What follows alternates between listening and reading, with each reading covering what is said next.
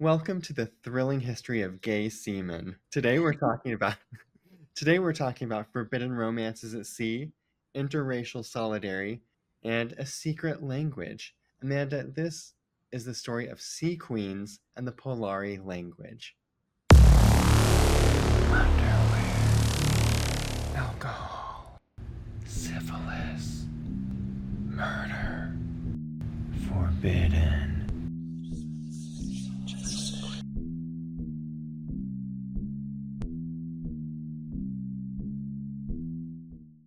Well, I will go ahead and welcome everyone to Forbidden, the podcast where we discuss the dark, disgusting, and disgraceful in our unmentionables. That's right, we've slipped into something more comfortable. Have a drink in hand. Hope you are doing the same, listener. Welcome. My name is Amanda Kamada. I'm Blake Roberts. And this is Sunk, our limited series diving deep into wild sea tales, legendary shipwrecks, and mysteries lost beneath the waves. Well I done. got it right this time. Nailed it. Nailed it. You know what's funny is I was trying to find a story. I was just trying to find like a unique story, and so I searched gay pirate. Because I really wanted to make like a butt pirate joke. Go figure. No, you don't But say. remarkably, there's not a lot of documentation on any pirates that may or may not have been gay at sea. Which is surprising to me because I'm sure there was a lot of homosexual activity going on at sea. There was and is, and I'll get into that. But Mhm. that sort of like led me into this thing. I was like, oh, there's like a secret gay language at sea, which is sort of fascinating. So That is fascinating. speaking of erotic things found not in the home, I love. Tell us about the thing that you found at Walgreens. Well, it was really interesting because I have this thing where I always like wait to the last second to pick up my medications at the pharmacy when I go to Walgreens, and I waited till the last second. They restocked my medication, and so I had to wait 15 minutes in order to get everything done again. And so they were like, "Can you hang out for like 15 minutes?" So I was like, "Sure, I'll just go look through the store." Well, I always go to like the Lube. the lube line, Condoms. condoms, everything just to see what they have because I always feel like Walgreens here have like vibrators and all that kind of stuff. But this time at Walgreens, I found it was called Hello Cake Buzzy Butt, a vibrating toy for backside play.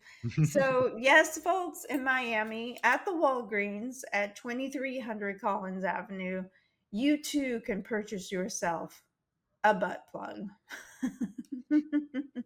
And for those of you listening from Phoenix, perhaps if you're walking down the street, you might come across a sex toy just lying in the street. I Yes. found I found one that says cheap thrills, and then there's a tagline. There's a photo of a woman with massive cleavage, and she's wearing like a gingham top. It's very busty, it's very open.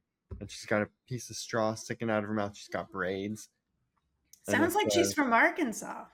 it says the tagline is she lived like a wicked little animal. And then it's called the farm girl, pure skin material, lifelike lush lips, and it is a self pleasure device for the front end. Yes. So So, yeah, the crazy things that we find out, and how fun that you found that in front of your house. Clearly, I know it doesn't belong to you nor Josh. oh, but that was my favorite part. I went to take a photograph because I couldn't, like, it was so funny. Yeah. Immediately showed it to Josh, and his reaction to me was, "Oh my god, what if the neighbors think that belongs to us?" And I was like, Josh, Josh. who on this street would assume that we're buying the lady bits pleasure Yes. device? Yes. It's for a man, but it's not for a gay man. I will Yeah. just say that. Now the question is which one of your neighbors was it for? There's a retired gentleman who lives next door to us alone, and I Mm, like to think that it's his. yes. Well, hopefully he's like not lonely. Well, I guess he is lonely, but Slightly less lonely now that he's got a slightly less lonely now that he has a pocket pussy. exactly. Oh God, Well, then what are you drinking tonight? exactly. If that was going to be where I was going. Well, I'm doing my usual. I am doing a glass of, it's a white burgundy, I think. And today I have my little charm is Golden Girls Oh, Rue McClanahan. yes, I was about to say, is that Blanche, you say? It is because we're feeling a little sleazy. I wore dress trousers today, and so I didn't want lines, no brief lines, so I wore a thong. So I'm doing a thong. I have unbuttoned my shirt. My clavicles are exposed, Oh and no. I have this white wine. How about yourselves? What are you Well, drinking? I am drinking a Buddy THC drink that is oddly refreshing. It almost tastes like a prickly pear cocktail. And I've paired it just with a simple Natori bra. I'm keeping it simple. It's raining here again. I'm just kind of feeling, you know, I don't know, kind of blah today. That's So fine. I kept it simple. And you can't be too fussy. We're heading out to sea. You got to pack light, keep it simple. Yes, and I'm gonna be around a bunch of gay pirates, so who cares? No one's looking at me. Exactly. That's why I wore my thong. Sun's out, buns out. Exactly. Well, shall I share my sources? Absolutely. There's just a handful today. I'll keep this brief, unlike my underwear. So, an article from liverpoolmuseums.org.uk, an article from rmg.co.uk, an article from glreview.org. I think that was like gay and lesbian review.org. I Okay. did this last weekend, so I don't remember, and I'm not going to click on it now. I don't have time. And then finally, labornotes.org, a blog article from 2021. So, shall we go back to the 19th century for just a moment? Why not? Excellent, let's do it. In May of 1835, aboard the American whaler Emily Morgan, a sailor named John Fryer, a dark haired, somewhat tall man of color, aged 19, found himself at the center of a tragic, deeply revealing incident. And it says man of color because they didn't define it. It wasn't like he was from this country or he was he was black or he was Hispanic or they didn't get into it. So Right. man of color, we're going with that. Having been caught once already attempting to force sexual contact, and here's a quote from the article, trying to have connection with David Stanton in his hindermost parts. So Hindermost parts. trying to do it in the butt with someone who didn't want it in the butt. Fryer struck for a second time and was caught. Distraught and humiliated, he swallowed 4 spoonfuls of turpentine and quicksilver and hid under a berth in the forecastle, which is some part of the ship somewhere. While prohibited, same sex encounters aboard 19th century American ships were not rare. Right. The most common form, mutual masturbation, was colloquially termed going chaw for chaw. Chaw for chaw. Yeah, Okay. spitting off together.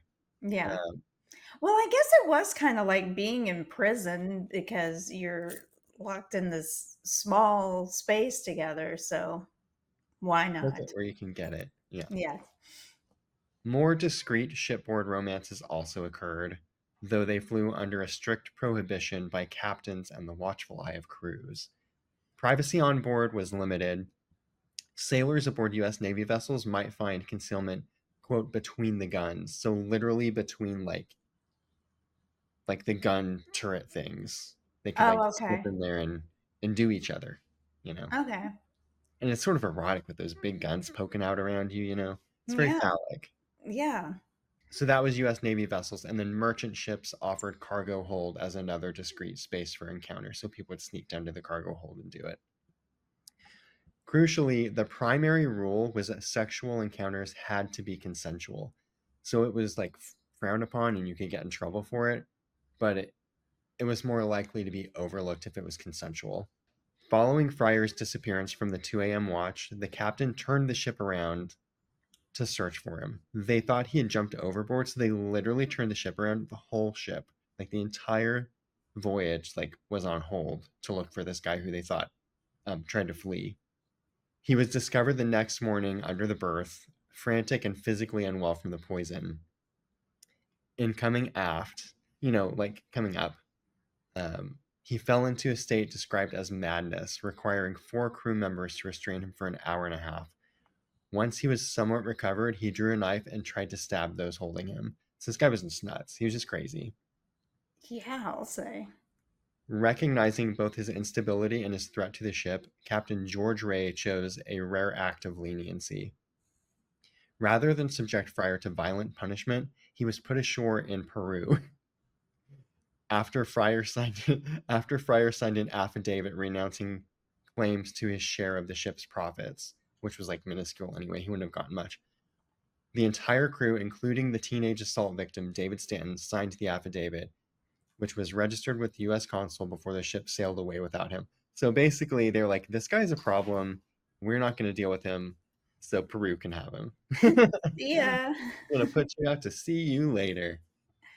Oh my God, in Peru. I mean, just like some like random place, like he doesn't know anyone, he doesn't know the language, just Probably like raping dudes left and right in Peru once he got right, right, there. So Fryer's case is remarkable on several levels. His history survives in a captain's affidavit, one of the few personal records from merchant ship logs, which were often destroyed. So that's one of the reasons why I chose to lead in with this, is because there aren't many documented stories of gays at sea prior to this, because records just weren't kept after a voyage or whatever, or after a captain died or retired. They would just do away with those documents. hmm Plus, So the whole concept of homosexual activity and all that kind of stuff back then was probably like more than likely kept under wraps. yeah, those things just weren't discussed back then. Yes, yes. Oh, because it's so gross, Yeah, grossly grossly sexy, erotic. erotic. So despite his violent and predatory actions, Fryer was treated with notable grace compared to the brutal repression common on British naval vessels, where even consensual acts could mean flogging or execution. So, hooray for the USA! We were like slightly less disgusting back then. Right. Navigating gay life at sea was difficult. Queer crew members had to get creative, borrowing from Italian, Cockney rhyming slang, Yiddish, and incorporating slang words from the gay subculture of the time. The secret language of Polari was born. It's a word of mouth language, meaning it hasn't had much formal documentation, and so spellings and pronunciation vary widely. Polari was Polari first thrived in the theaters of Britain, though its roots stretch back to parliari, a 19th century slang spoken by traveling entertainers and fairground folk. From there, it slipped into the music halls and backstage chatter of theaters, where dancers were nicknamed wallopers and singers became voces. I don't know if I'm pronouncing these correctly. Beyond the stage, Polari also echoed in the cabins of glamorous cruise liners, where it became woven into the culture of the merchant navy. In the 1950s and 60s, many gay men joined the merch as stewards or waiters, finding at sea the freedom they were denied at home. Life aboard was liberating. Drag shows, camp humor, and a thriving community where friendships and romances flourished. They christened each other with flamboyant camp names like the Black Widow, Scotch Flow, or Lana Turner. Sometimes affectionate, sometimes cutting, but always memorable. These queens and girls, quote, carved out a space of joy and resilience, even occasionally forming liaisons with the butch straight men who crewed alongside them. Queer people have always worked on ships. The Royal Navy was once infamously summed up as, quote, rum, bum, and bocce. At, at sea, in the Merchant Navy, Royal Navy, and Royal Fleet Auxiliary, people made bold choices against enormous odds about who they wanted to be and who they wanted to love. The sea became a space where diversity could sometimes flourish, even in defiance of harsh laws and stigma. Life aboard ships was dramatically different from land-based jobs like banking or hairdressing. The seafaring world was often, oh, no, I'm sorry, the seafaring world was what some called a floating monastery, where isolation, danger, and long stretches away from home fostered intense relationships. The adage, everything's gay when you're underway, captured a truth. Crews often developed bonds that blurred the lines between camaraderie, intimacy, and desire. Same sex activity did not always equal a gay identity. In the 18th and 19th centuries, many men who had sex with other men did not see themselves as homosexuals. These relationships can be casual or deep, extensions of the trust that kept ships afloat. Dances, theatricals, drag shows, and equator crossing rituals often blurred into what they called affairettes, like mini affairs, and Hmm. shipboard weddings. Like in prisons, as you mentioned, or boarding schools, such relationships were often unremarkable in context. In other words, dudes are out to sea, dudes are horny, dudes do it with each other. Yeah.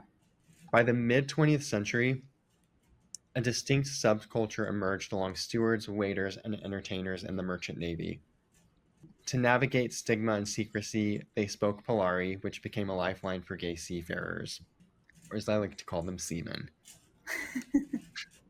Polari allowed queer sailors to share jokes, gossip, and even desire without fear of exposure.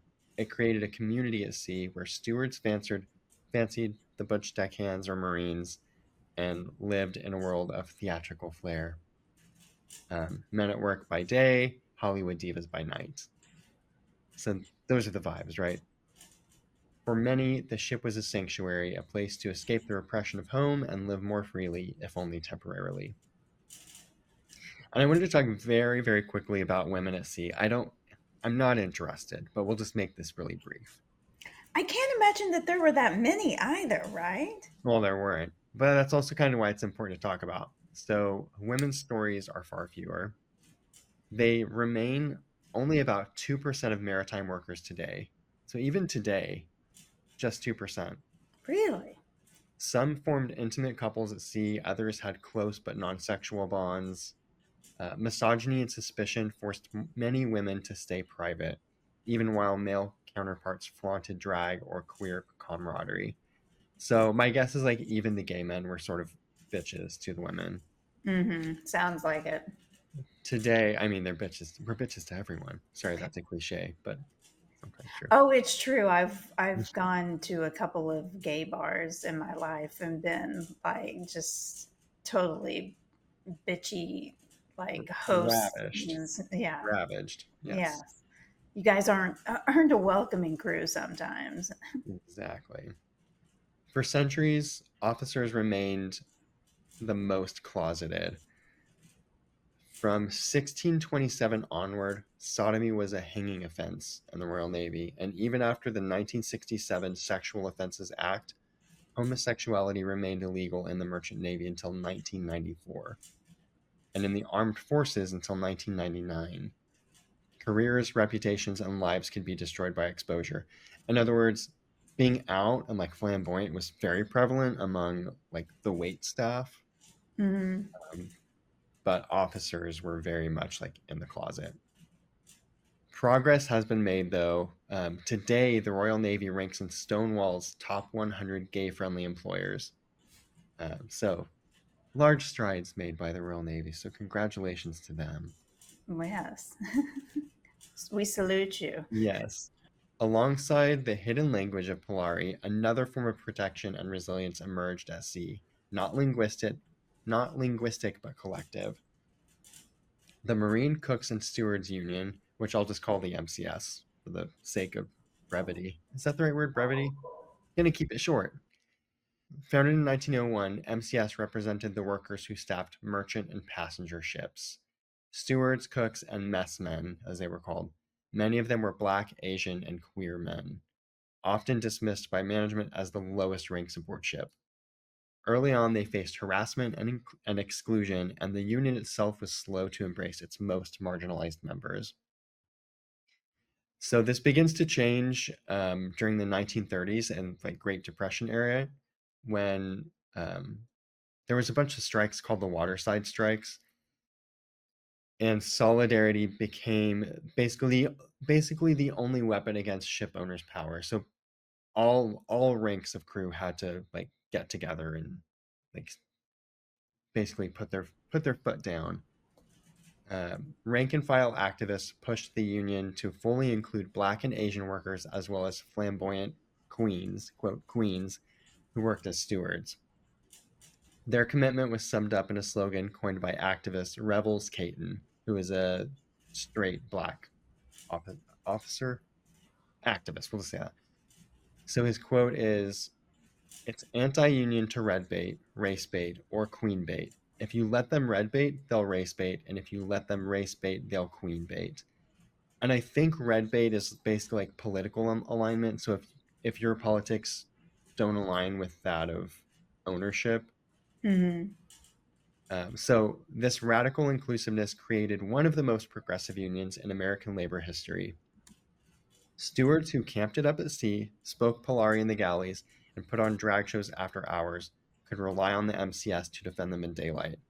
As one member later recalled, quote, "Equality was in the air. Equality was in the air that we breathed. The Marine cooks and stewards took the dignity that was in each of us and built it up. So you could get up in the morning and say to yourself, I can make it through this day." Imagine if that's your baseline though. Like, Yeah. I can make it through this day is like that's what you're reaching for. That must have been a very hard time. That's all I'm saying. I feel like sometimes that's my motto every day. it, it do be feeling like that some days. I mean, I'm just gonna say that, like that really that really resonated with me. Yes, just survival. Yes. During World War II, the Union's ranks swelled with men expelled from military service for being gay. Together with allies across racial and sexual lines, they secured major victories. Stewards' wages tripled between 1945 and 1949, and when a black woman named Luella Lawhorn, which is amazing, like Yes. that's like a character from a book, Yes. Luella Lawhorn was blocked from working aboard a luxury liner, the entire steward department walked off in protest, winning her a position as the first black stewardess on a Pacific passenger ship. It's Wow. pretty fucking cool. Yeah. The MCS paid dearly for its progressive stance, though. During the Cold War, it was accused of communist ties, expelled from the CIO. I don't know what that is. I read it when I was doing this and I didn't make a note of it, so Google it yourself. I don't have time. Yeah. CIO, look it up. CIO. And ultimately dismantled by red baiting and government crackdowns. Yet its legacy endures as a rare example of a union that defended diversity in all its forms, racial, sexual, and cultural, decades before inclusion became a political buzzword. Like Polari, the MCS offered queer sailors a way to survive even when and even thrive in hostile waters. One was a coded language, the other an organized movement, but both were about carving out safety and solidarity in a world that denied them recognition. By the 1970s and 80s, as women and international crews from places like Goa and Mexico joined ships, the gay subculture at sea declined, and Polari began to feel outdated. After homosexuality was partially decriminalized in 1967 in the UK, many younger gay men saw secret codes as unnecessary. Times were changing and the focus shifted toward openness and political rights. Yet by the 1990s, interest revived. The Sisters of Perpetual Indulgence, look it up, it's totally worth it. Like, we could do an episode on Sisters of Perpetual Indulgence. They adopted Polari in their ceremonies, even canonizing filmmaker Derek Jarman shortly before his death from AIDS, an honor he described as one of the happiest moments of his life. Scholars also began documenting the language, leading to projects like Hello Sailor and exhibitions at the Merseyside Maritime Museum. Today, Polari enjoys a playful resurgence. It appears in art, fashion, bars, and even an iPhone app. Polari, is this something that you just sort of learn by Word of mouth. word of mouth? Yeah. And, you were kind of taught. I wonder how extensive the vocabulary was, or if it was just a series of buzzwords, that sort of thing. I can tell you some. So I sort of omitted it because I didn't know how to pronounce it. Mhm. But here's one that means nice to see your pretty old face, and it is Bona Tovada your dolly old eek. Oh,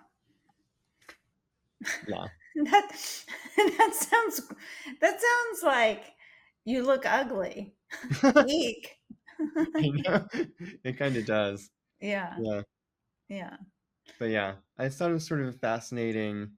I mean, I spiraled down this hole of gay semen. Yes. So, I mean, it's something I kind of like the story about this because it's a totally different take on things that like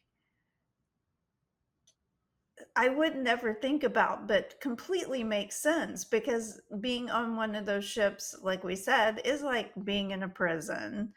And, or, I remember like there was like this whole hoopla, even, God, I mean, it wasn't in like the like past like that long ago where there was this stigma of gays in the military and that you could be kicked out of the military in the United States because you were gay, or so you had to go like undercover and stuff like that. But what the fuck do they expect to happen when you put a bunch of men together and good you know times like on a submarine, on a ship, on a just poop deck.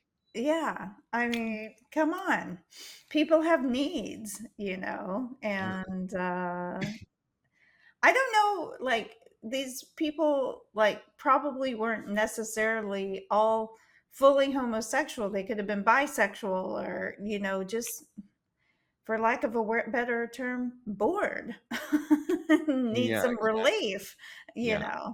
yeah, where the I mutual masturbation and stuff like that comes in. going chaw for chaw. Yes. Yeah, yes, exactly. I when I was reading, I was like sort of like started like diving into this little personal fantasy, right? Like picturing all of these seamen with their biceps and their little anchor tattoos, and these big Hmm. cannons everywhere. And then I started thinking though, God, these are your coworkers. Like you're trapped on a ship with your coworkers. uh, And let's say you do hook up with one or two of them, and then things go awry, and trust me, things are gonna go awry. of It course. just sounds like a terrible time. Yes, it does.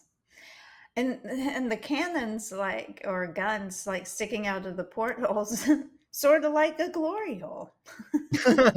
Exactly. Exactly. And all of a sudden Cher is sitting on one, and then there's fun 80s music playing, and you're in her music video for If I Could Turn Back Time. I'm sure those drag shows were quite interesting. Yeah, yeah, and I want to learn more about the ceremonies they would do when they would cross the equator, but they would do Agreed. some sort of like a drag ceremony, which is Yeah, so fun. yeah, I love a good exactly. ritual. Yeah, very cool. That's Hmm. a really interesting story.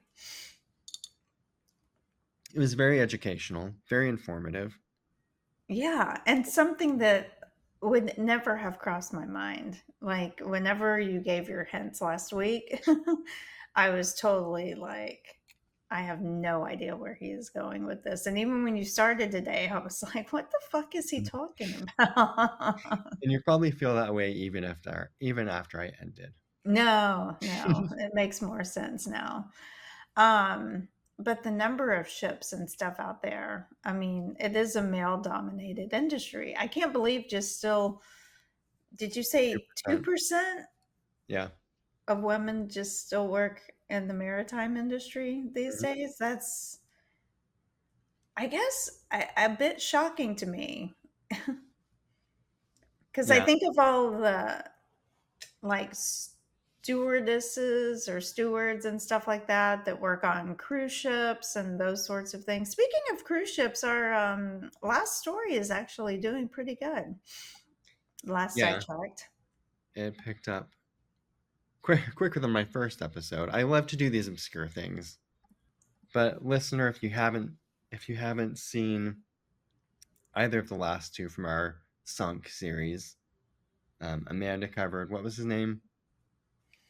Or George, was it Smith? George something.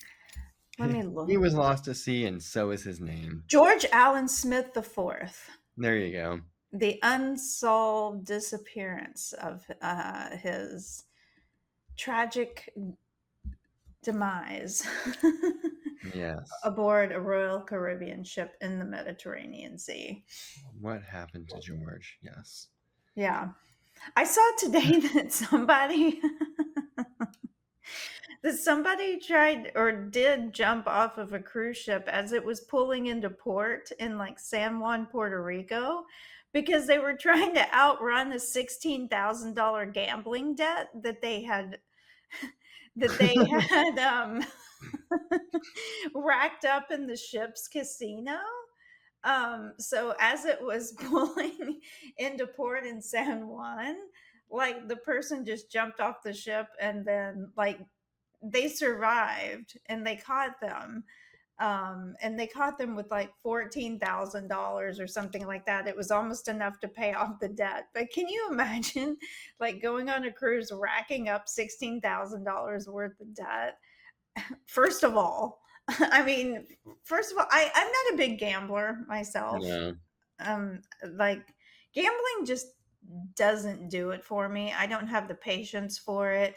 If I'm going to go and blow $16,000, I'm going to like I would rather blow $16,000 like on a wild vacation or an experience or Or something alcohol. like that. Or I'm sure I've blown much more than that on If alcohol. I'm going to blow anything at sea, Amanda, it's going to be money on alcohol. And a few Russian men. Yes, those four Russian men from the Hmm. last episode. Yes, which if you listen, you'll find out what we mean by that. Exactly. Dangerous Russian men. Yes, yeah. Well, I Um, do have some hints for my next I was one. just about to ask. It's like you read my mind. Yes. Let me grab pen and paper. Just kidding. I'll type it in my notes. Well, I will say underwater, boat, disappearance. Okay. So it's pretty vague, It's but very vague, Amanda. I'm never going to figure this one out yeah, maybe I should have just said sunk. now. Yeah. Oh gosh. Do we have any other updates or anything we need to talk about? I don't know, but I know someone was assassinated today. Charlie Uh, Kirk. I don't know much about Charlie Kirk because A, I'm not political, and B, if I were political, I'm definitely not Republican. Um, well, I don't know much about Charlie Kirk, but I do know that he was shot today at a university in Utah, and it was a fatal assassination at some sort of political rally. I know that he was anti-gay. Oh. A lot of anti-gay rhetoric anyway. I know that he was pro-gun, which is sort of a cruel irony. Right. Um, and I do not obviously condone any sort of violent anything, unless Same. consensual and in the bedroom. Right. But so it's tragic, but I can't say that I liked the guy Right. Right. personally. Yeah. I had seen whenever I left work that he had been shot, but I didn't know that he had passed away until we started this podcast. And I looked it up real quickly just to see what sort of update there was. But I'm with you, I don't condone any sort of violence, but I certainly don't agree with his rhetoric and policies and that sort of thing. And it obviously is tragic. I'm sure he had a family, Yeah, that sort of thing. yeah. Anything like that is horrible. Um, but yeah, our country is a big fat mess right now. I would imagine that most of our listeners for this episode, if you have made it this far, you probably align on some level with Amanda and I, because this episode was very, very gay. Yes. And so I can't imagine if you were very, very anti-gay that you would have stuck around this long. So leave a comment, like, subscribe, follow, share with your friends, do all those things.